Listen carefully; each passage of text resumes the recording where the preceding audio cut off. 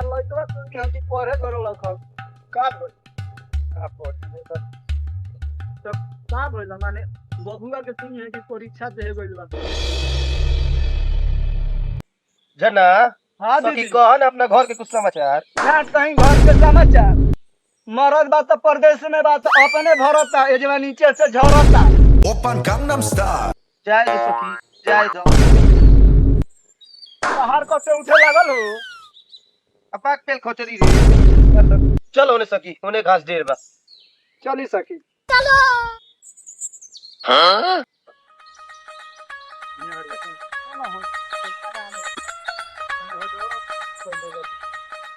ए सखी 12 घाम बाहु जो बैठा 10 मिनट आराम कर जा चलो से। अरे 12 घाम लागता हो हो सचनु को अंदर। अरे बाप रे बाप ए भगवानो को मत कइले बानी एगो बात पूछी सखी। पूछा ना ए सखी तो मर्दा कोई मुंह तो ननु मरवावेला। अरे का कहीं रे सखी अब पी खा के कहीं गारे मरवा दे तो के जाना था ऐसा मरद के तो बहनी के बाहर से फेंक दे।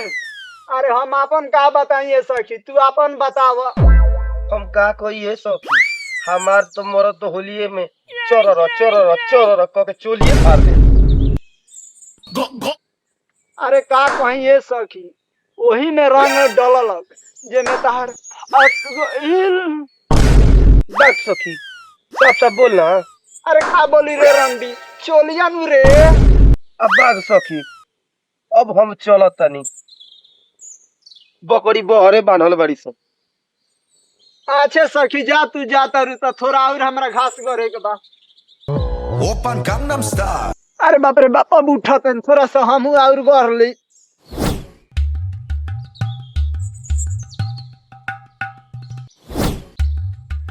हां हेलो भाई साला पाड़ा गिर के तो लोग तरी सब ओके दिन कचकचा एक बोल तरी आ फूलमतिया अरे घरे जा का रे तो घरे जाके आओ पकड़ के पास सब पिया तो लोइया सब हो जा तनी गोचिया में बांध दे हम।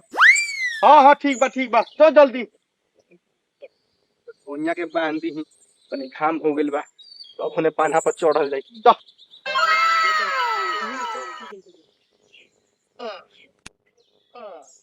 और हता के पानी उनी लिया होता नी चल चल जाओ पार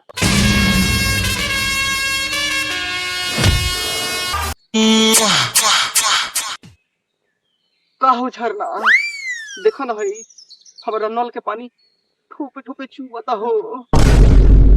हाँ तो अपन नल के संभाल के रखो ना तो काटो के जानिला हो काहे इतना उठा तारे दे। हाँ तो का तार हम तार आते उतारी मन बतो उतार ना लो हमरो दिया सफल हो जाई राजा मुझौसु अब ये तार आरती उतार देतन 12 तार आरती उतरवाए के मन छोड़ ना रे छोड़ तू अपना मुरचाइल नल से हे झरना के पानी से धोवल चाहत रह नाती के चोदल तोर झरल झाड़ से अब तोर झरना के पानी से अगर एक दिन हम ना नहनी नु तो हमरो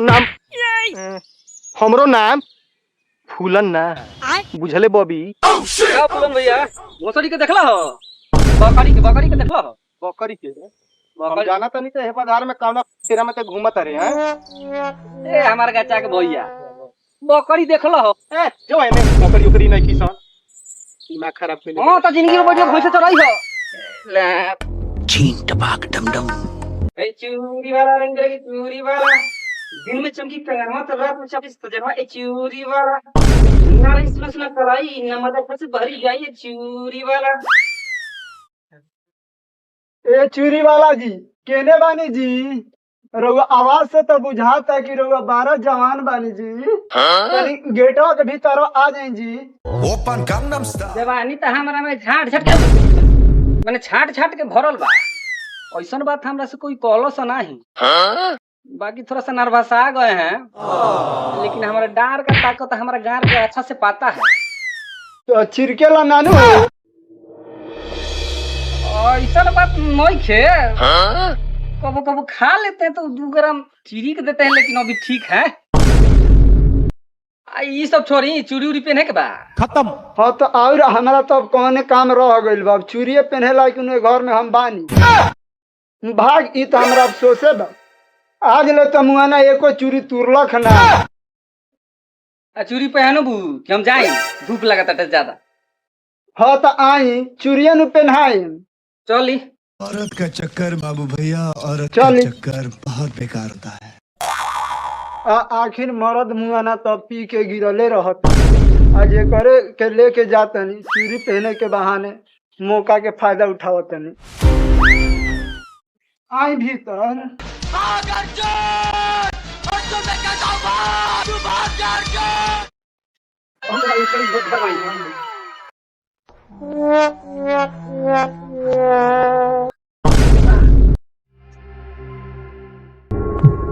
बहन चोद।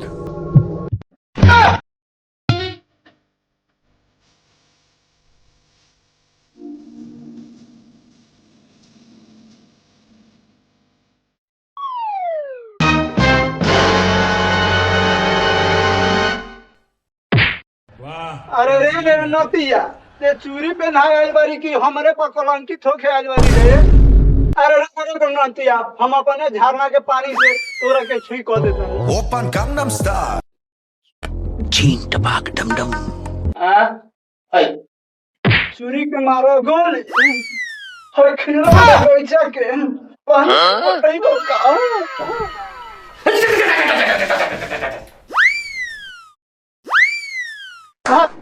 साफा मुझे बैठा मैंने मौका लगा नहीं। हाँ हैं इज्जत करता नहीं उतने बड़ चूड़ी पहना जो सेल में सबसे होई बात कइले बनी। हाँ तो है ने। वाह क्या सीन है। ओए वाह क्या मौका सीन मानेंगे है। ना। ठीक बा। कर रहा है। ये इतना आराम से डालता नहीं तेरा दर्द तो करे लगा। ओपन थोड़ा गंगनम धीरे धीरे डालिए ना। चला धीरे धीरे डालता भी। थोड़ा सा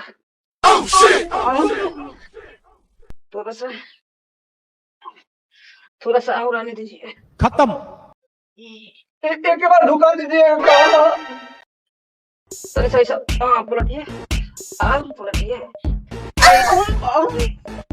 हाँ बाकी है घूसे दो पिघाए दो ना। नहीं खेल जाता है पानी लगा कर ढुकाई ना। से कोई माता जी आए हैं कोई कोई लेबर कब से पहना बू चाही हो ना ना पहनाई नौटंकी चल बड़ी कब से बैगन एगो चूड़ी बुझे तो नया नया बहिष्कारी को चूड़ी मिक्स पहन लेकर ना जी वहाँ के बाहरी गई बनी आ जाए। बैगन एक काम करो तोरा के चाहिए दे तनी है का ठीक बा। अच्छा दिन गुस्सावत त लागत छिनर एकदम नौटंकी कइले बड़ी कब से आइए अपन खतरा से पेन ठीक बा तो हम जाए ना रही है दोनों अंडवा के ऑमलेट बनाओ है। ठीक भाई चलिए ना रोक ना 2 मिनट रुक के फायदा उठा ली।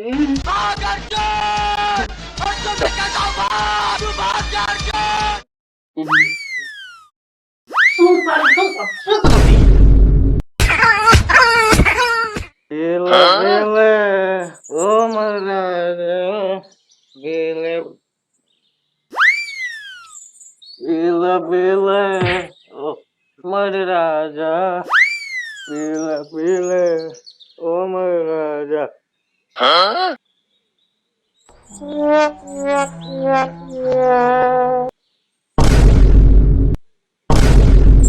गाना बोलते ही हमें कोई में तो निकलता गाना गाना। ओ बाप रे पिया करवा यहीं गिरल बा अब हमरा लगा था पिया करे बने औरत का चक्कर बाबू भैया, औरत का चक्कर। ए भैया का हो हो ठीक बा सब ठीक बा। ये बताओ क्या मैं कोई में काम कुछ ना कोई नहीं पार्सल लो बात है पार्सल लो डिलीवरी दे को लो दे के आओ लो एक पिया कर दूसर पिया करके भाई ये ना हो रहा है ला ला ला एक घंटा झूठ बोलो, बार बार झूठ बोलो।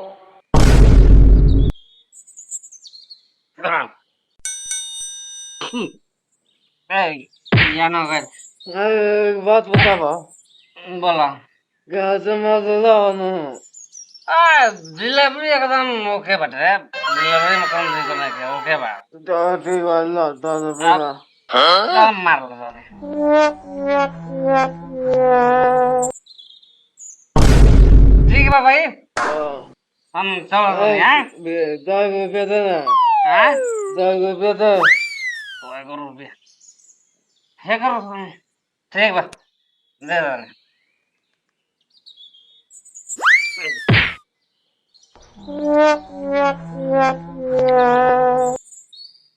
हाँ अब तुमको याद रखबो कोनो चोरी है अब डिलीवरी वाला दे ले थोड़ा 100 रुपया ठीक बा झूठ बोलो, हाँ बार बार हाँ, झूठ बोलो। ओके ओके ओके ओके ओके ओके पीले उमर राजा पीला पीला अब ठीक बा भाई हाँ ठीक बा ठीक याद अरे रखना भाई हाँ आपकी यहाँ आइए ना हाँ तो किला चूसते का पार्टी हम दे हम ठीक बा ना ठीक बा देख बा ओके भूलिए मत धन्यवाद रे